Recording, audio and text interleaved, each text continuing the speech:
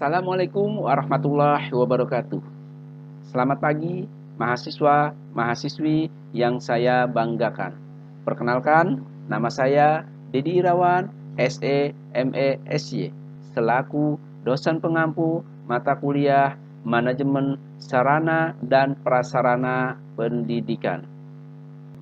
Mahasiswa, mahasiswi yang berbahagia, sebelum kita melanjutkan ke pertemuan berikutnya, maka untuk pertemuan di awal akan kita bahas tentang kontrak kuliah, kemudian pokok bahasan dan tugas-tugas yang akan dikerjakan oleh mahasiswa. Yang pertama, kita bahas tentang kontrak kuliah. Nah, untuk kontrak kuliah, untuk persensi sebesar 10%. Jadi, kehadiran mahasiswa ini kita nilai dengan 10%. Nah, untuk tugas, karena ini tugasnya banyak dan tugasnya terjun ke lapangan, maka kita berikan nilai sebesar 40%. Untuk UTS nilainya adalah 20%, untuk UAS nilainya 30%, dan untuk jumlah keseluruhan totalnya yaitu 100%.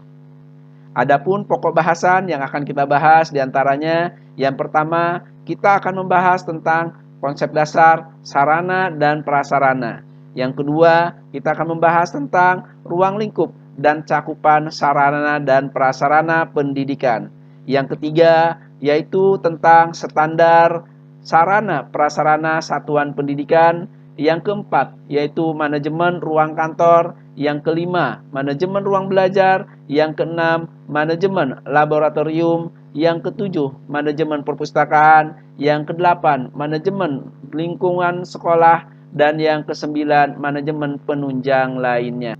Mahasiswa, mahasiswi yang berbahagia, dalam kehidupan sehari-hari kita sering mendengar istilah atau kata manajemen. Apa sih manajemen itu? Nah, kata manajemen ini sendiri berasal dari bahasa Latin, yaitu dari asal kata manus, yang berarti tangan, dan agree atau melakukan. Kata-kata itu digabung menjadi manajer, yang artinya mengenal. Manajer diterjemahkan dalam bahasa Inggris yaitu to manage sebagai kata kerja, manajemen sebagai kata benda. Kemudian, kata manajemen sendiri merupakan padanan kata manajemen dalam bahasa Inggris. Kata dasarnya adalah manage atau to manage, yang berarti menyelenggarakan, membawa, atau mengarah. Kata manage juga bermakna mengurus, mengatur, melaksanakan, dan mengelola atau menata. Ini dikutip dari Danim tahun 2016 halaman 6. Nah, ada banyak sekali definisi tentang manajemen. Di antaranya adalah manajemen itu sendiri adalah kemampuan mengarahkan dan mencapai hasil yang diinginkan dengan tujuan dari usaha-usaha manusia dan sumber daya lainnya. Ini dikutip dari Terry tahun 1978 halaman 4. Kemudian ada juga manajemen adalah sebagai proses bekerjasama antara individu dan kelompok serta sumber daya lainnya dalam mencapai tujuan organisasi. Adapun tugas yang akan dikerjakan oleh mahasiswa, yang pertama ini ada sebuah gambar. Silakan perhatikan gambar berikut. Jika sudah, maka tugasnya adalah dari gambar tersebut, maka mahasiswa diharuskan membuat komentar secara umum dari gambar di atas tadi. Yang pertama, berkaitan dengan sarpras.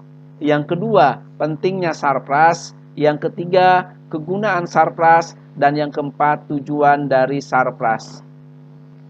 Kemudian tugas yang kedua yaitu berdasarkan tayangan gambar di atas tadi, maka peserta diminta untuk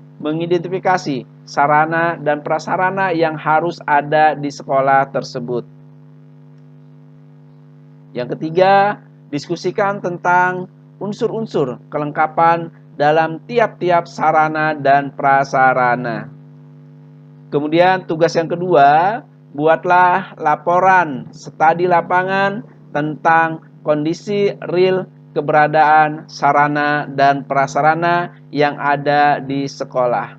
Untuk sekolah, silakan mahasiswa-mahasiswi tentukan sendiri di mana tempat atau sekolah yang akan dijadikan objek untuk studi lapangan. Demikian untuk pertemuan pertama ini. Tetap semangat. Semoga Anda semua sukses. Terima kasih. Wassalamualaikum warahmatullahi wabarakatuh.